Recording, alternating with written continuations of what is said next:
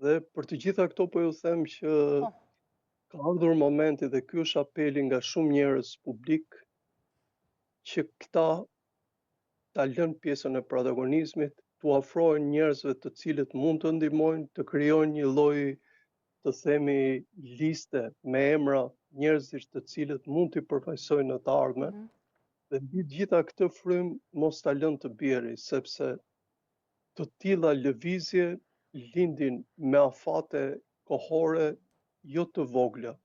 Ju e dini, ndodhi ajo që ndodhi në vitit 90 për shkak të kushteve ekonomike, për shkak se komunizmi mori fund e tjera e tjera, Mhm. dhe ishte një lloj sinergjie gjithë popullit. Ashtu po ndodhet tani një lloj sinergjie shumë e madhe për Shqipërinë ndryshe. Mhm. Po keni parasysh, tani nuk është si në vitin 90. Tash bota, jo vetëm Shqipëria, po edhe vende tjera po përballen me probleme të jashtëzakonshme. Ka vende që përballen me probleme ekzistence.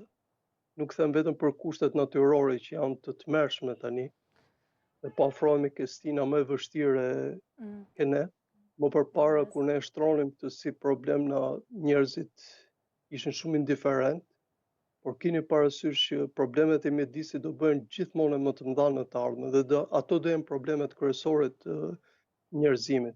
Dhe në këtë sens, duke ofruar ke protesta, duhet të ketë njerëz që të dinë t'i adresojnë këto shqetësime.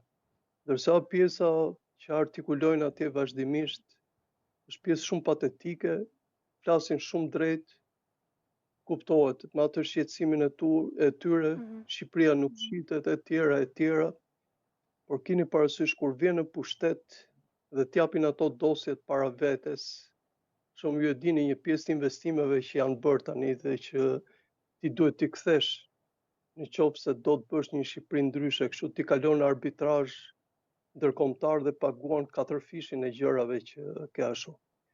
Prandaj gjërat i shikoj pak të komplikuara, Po. protestën e shikoj të jashtëzakonshme, se u mësoj Mhm. partive politike që mos na lodhin dhe të jenë të ndershme, dhe shumë e rrallë. Patjetër, do shohim se deri ku